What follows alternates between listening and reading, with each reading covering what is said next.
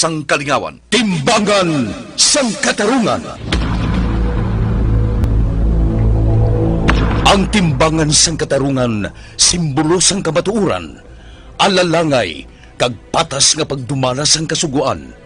Wala sang korupsyon, wala sang makawat, wala sang indi matarong nga buhat, kag wala sang ginapaboran. Timbangan sang katarungan. Sa kasaysayan. Animal ka, Jack. Ginghapos mo ko sa nagatindom nga cross. Animal ka, Jack Balan! Isa man ka pamilya sang demonyo ang nagapuyo sa imo lawas. Ubuson ko sila palayas!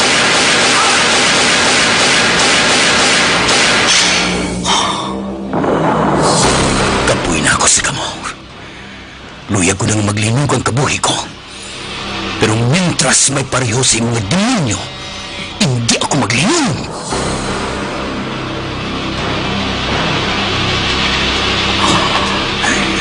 Padayon ako sa pagpangita sa inyo. Isa-isahon ko kamo. Dulong sa impyerno. Jack Balaan, Birador, kaaway bala siya sang kasuguan o kung baganihan. Jack Balaan, Birador, isa naman kaproduksyon sang MBC, DYEZ, sa Bacolod, Aksyon Radio.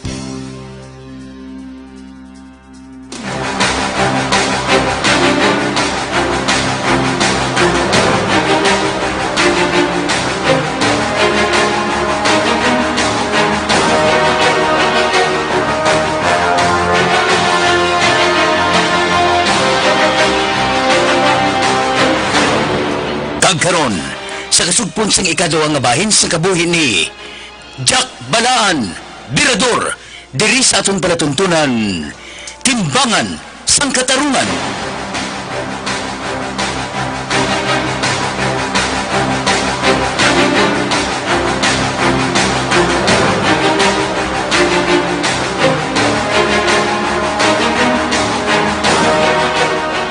Ari ang mga litrato nila nga tatlo, Jack. Kagaraman tira ang mga ngalan sa lugar nga ginapanganaguan nila sa mo. Sa sino sila, Major? Kag anong problema sa ila?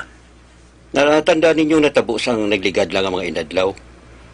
Ang parte sa mag-iloy nga ginsulod sa ila balay. Ginpang-rape, kaginpamatay. Sila ka tatlo ang mga suspects. Ha? Ang order, Jack, nga hindi na pagpalabuton pa sa korte ang kaso. Subong pa lang, hatagan na siyang hustisyang natabo sa mag-iloy. Sir, Tag-1 milyon ang napatong sa kadaulo sang tatlo nga ina, Jack. Kagkamo ang gintugyanan para trabahoon sila. Patyan ninyo sila, Jack. Major, anong background nila sila? Adik, mga construction worker. May ginaubra nga building dira malapit sa Puloy-an sa Mangiloy. Dira nagaubra ang tatlo nga ina. Masami nila nga makita ang Mangiloy. Kabisado nila ang mga hulag. Kay tupad lang gid ang building nga ila ginaubrahan sa balay sa Mangiloy. Naibala nila nga kada semana. Nagapauli ang bana. Kay pirmi ini naga-deliver out of town. Tungod nagaubra ini sa isa kadako nga grocery bilang driver. Mhm. Nakakarga siguro mga animal nga ina. Nakainom pa. Ano pa? Gintripingan nilang Mangiloy. Gwapa ang babae. Ano ba gin-interesan nila? Ang ginalain na sambot naman. Kay pati ang mga bata. Ginulamid pa nila. Tungod siguro na, lok sila kay base kung nakilala sila sa bata. Amo ba lang? Jack, sugod sa matabo ang krimen. Wala na sila mag-ubra nga tatlo. May testigo nga nakakita nga sang gabi nga matabo ang krimen, updanay sila nga tatlo. Kag may nakakita man, asang kagahon na, nagsulod sila nga tatlo sa balay sang Mag-Iloy. Kumpirmado gigali nga sila. Oo, Jack. Pasakaan na sila sang kaso, gani. O galing, madugay pang proseso. Madugay pa kag makagawa ang warrant nila. Gani nagpapanaog na lang sang order nga tumbahon sila. Kabisado ninyo Iloilo, Jack. Matutulan ninyo ang mga lugar nga ginapanaguan nila. Oo, sir. Matultulan na mo din eh. Good. Good, Jack. Hindi na ninyo pagpadugaya pa. Suguri na dayon ninyo ang trabaho. Oo, Major. Kay balo na kamusang himuon ninyo, Jack. Kinanglan, mapino nga trabaho. Oo. Kagundin ka mga lugar. Pahibalan ninyo ako. Para maalalayan ko kamo. Panigana ba na? Kasi, mabunggo pa ninyo ang lain nga trupa.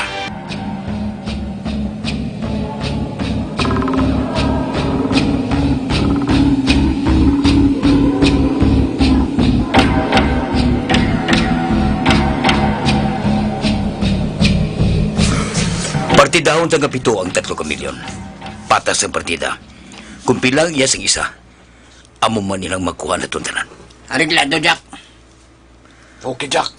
Ayos, Jack, ah. Paggagat sang dulom, masugod na kita sa paghulag. Antes sa magdulom, matipo na kita diri para magsugilanon kita liwat. Matag? Oo, Jack. Oo, Jack. Oh, Jack! O sige, kaya may laktan pa ko. Kita lang tagaron, ha? Oo, Jack. Oh, Jack. Ariglado, Jack.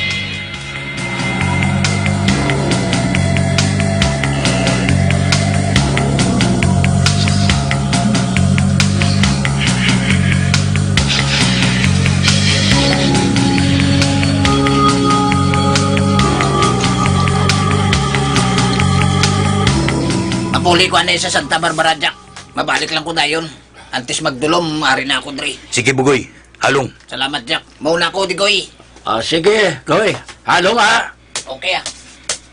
Digoy, may ilihog tani ako sa imo. Okay, Jack. Ano inaw? Hatagan ko ikaw sa kwarta.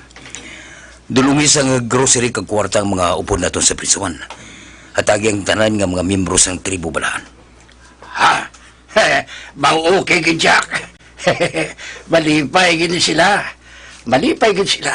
Kaya wala mo gid sila ginakalipatan. Hindi mahimo nga kalipatan naton sila, Digoy. Mga utod nato sila. Hindi naton sila pwede pabayan. Maayo kagit matuod ka tao, Jack. Kag maayo kagit ka leader. Buligay lang, Digoy. Kung sinong may ara, buligan niya mga utod ta nga wala-wala gid. Oo, Jack. May ato-tato-utod nga manuguwa na. Nakamuno siya gani nga base kung mabuligan mo siya nga makaubra kung makagawa na siya. O sige, tanawon ta. Kung ano mabulig na sa iya, istoryahon ko siya kung magkagawa na siya. Idiyahan ta nga mabuligan. Ate, sige, Jack. Hambalo ko siya karon. Baw malipay gid sila.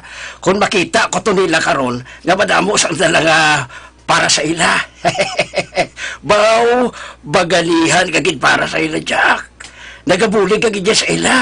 Nga wala sang anuman nga kabaylo.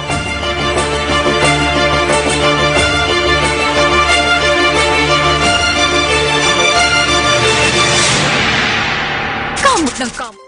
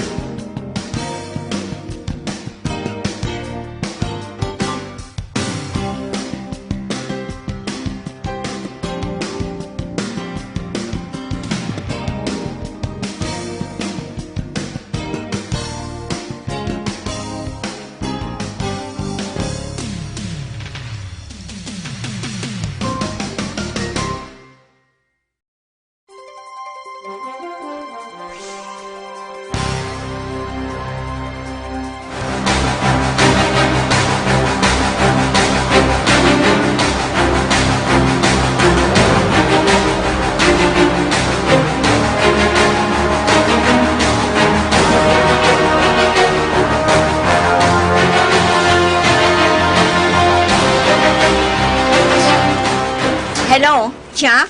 O, Diana, ako ini. Tingka. Pwede ta magkakinain? Ari ako sa opisina ko, Jack. Adin ka subong, ha? Ari ka sa Iloilo? Oo. May importante lang kung ginkantuan din eh. Mapauli man dahil ako. Amo bala? Ari ako sa opisina ko. Ate, mahapit na lang ako dira. Malapit lang ako dira. Ate, sige, Jack. Kato diri. Wala man sa problema diri.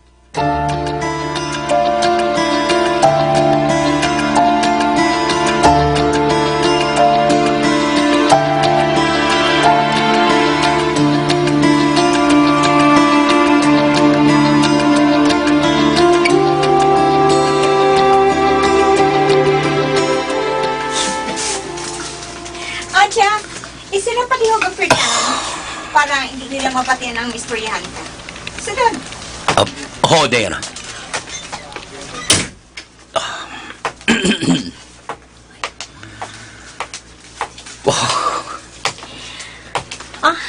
Pongko. Wow. No, hindi pa tani ako magsulod. Nauya ako. Katahong gali sa opisina ninyo. Hindi kid man na. Nalipay gina ko, Diana, nga makita ko ikaw nga sa mo sining nga kaimtangan. Oh, Jack.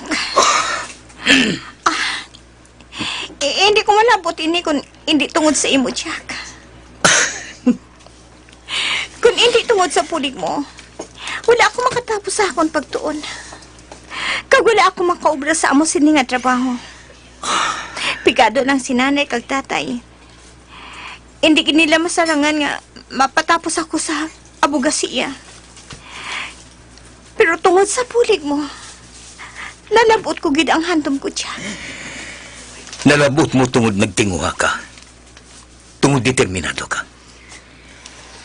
Madamos ang mga may kwarta nga makasarang maggasto sang ilang mga kabataan. Pero wala makatapos. Tungod wala sila magtinguha. Gani man. Mga pika dyan. Makaon ka. Anong gusto mo? Hindi. Hindi. Busog ako, Diana.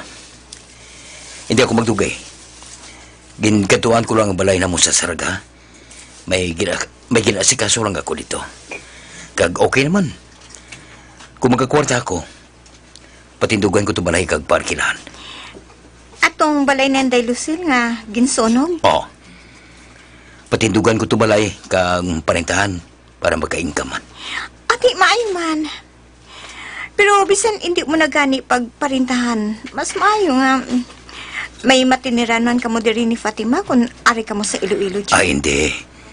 Ilay na ni Lucille. Kag hindi pwede nga paistaran ko sa iban. Ati, sige. Ako gali. Kamusta ang mga bata ni Binig? Ha? Okay, gid sila dyan. Wala gid ako sa problema sa ila. Ka mga buot sa ila, mapisan. Masaligan ko gid sila sa balay. Amo na gani nga paeskwelahan ko gid sila pag-abri sa klase. Kaya kanugon nga, hindi sila maka-eskwela eh. Amo gani. Dali lang. Ari Diana. Ibulig ko sa mga galasto nila. Ha? Hindi na, Jack. Sige lang. Ako nang bahala. Ako nang bahala sa ila. Hindi ka magproblema. Sa amat-amat, masarangan ko sila nga gastuhan. Batuna ini para ini sa ila. Sa ilang mga personal nga kinanglanon. Sa ilang mga bisti. Kag sa iban pa. Itiga na sa ilang pag-eskwela. Jack. Ikaw nang bahala sa ila, Diana, ha? Dugangan ko lang ina kung magkakwarta naman ako. Grabe ka, Jack. Pinasahi ka gid nga klase sang tao. Tumalagsahon ka. Handom ko man gani nga mag-eskwela sa una, Diana. Ugaling hindi ako makasarang magpa-eskwela sa akong kaugalingon tun. Puwerte gid ako kapikado. Ganiluyag ko buligan ng mga interesado mag-eskwela. Nga oras ang ikasarang. Kaya kung makatapos sila, kung malabot nilang ilahandom, pareho man lang nalabot ko man ang ako nahandom. Kung pinsaron, Jack. May nalabot ka naman sa hando mo. Ha? Paano? Ako. Nakatapos na ako. Ari, nagatrabaho. Kag nalabot ko na ang handong ko. Hindi pala pareho lang ang nalabot mo man ang handong mo. Ho. Amo gani nga malipayon ako nga nagatulog sa imo. Sige. Malagad na ako. Nanay ka, saan ka na ang kasal niyo, Jack? Wala pa schedule. Pabalon ko lang mo kung piho na Diana. Okay.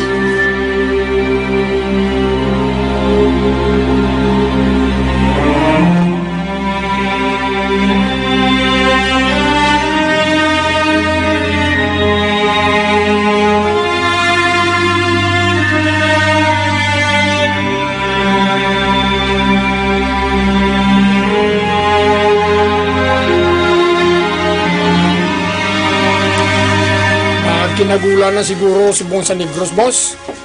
Parte sa pagkidnap sa duwa ka bata sa insik. Sa banta ko ya gani, wala pa ni mabulabog, masyong. Tungkol sa kadlok sa insik, nga may malay nga matabo sa bata niya. Mapulok lang na sila kung mga isa na kabulan nga wala sang makontak sila. Kagbisan ano nila sang ukay ang Negros. Wala sila sang makita dito. Tungod ari sa Gimaras, ang duwa niya ka bata. Ha? Dali lang. Kita sa rin. Aring naman sa insik. Tawagan ko. Hindi magaw na. Ah, Ipos na. boss. Oh. Garing. Hello. Hello. Mr. Ang? Mr. Ang! Mayungan na si mo, Mr. Ang? Hindi na kinanglang may balan mo kung sino ako. Ang importante nga may balan mo, nga ari subong sa ako ng duha mo ka anak.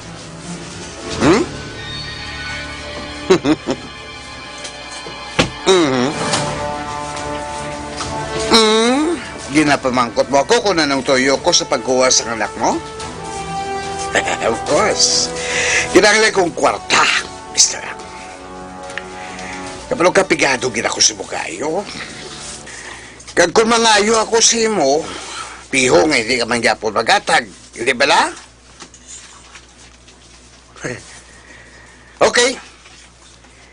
Diretsohon taka ko na nung tuyo ko sa imo, Mr. Ang. Kwarta ang kinanglan ko. Kagkabalo ko nga ihatag mo ini. Kaya kung hindi ka magatag, hindi mo naman makita nga buhi ang duwa mo kabata.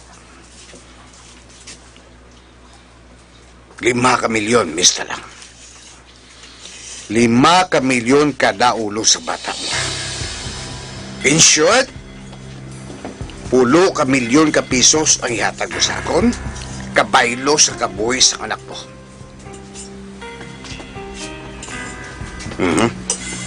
Okay. Tumana lang ko na nung yambal kasi mo. Prangkahon ko ikaw, Mr. Ang. Matinumadon ako. Madasig ako may desisyon. Kani pamatit. Amo ining himuunta kag dapat tumadon mo. Kaintindi ka, Mr. Ang? Yeah, we gonna go. The P-pop.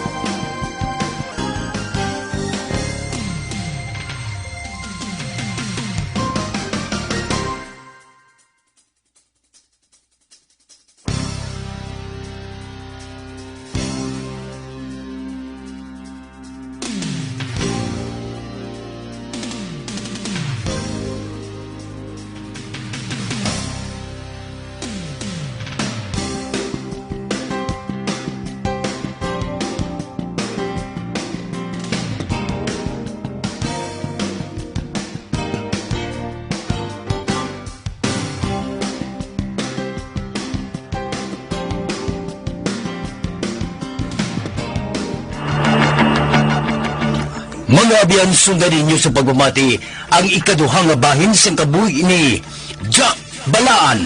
Diri sa atong palatuntunan, Timbangan sang Katarungan. Ginsulat ni Nonoy de la Cruz, isa paginta produksyon sang DYEZ sa Bacolod. Aksyon Radio.